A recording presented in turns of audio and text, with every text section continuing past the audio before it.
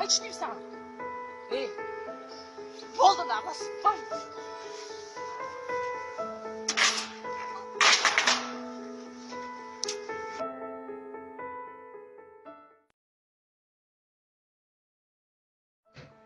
Мен жігітпін ғой. Бірінші барып кешірім сұрағаным дұрыс болар.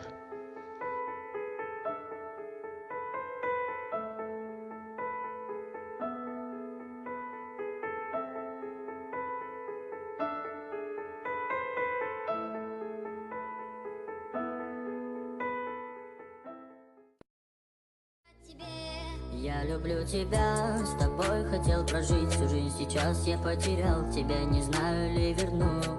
Я люблю тебя.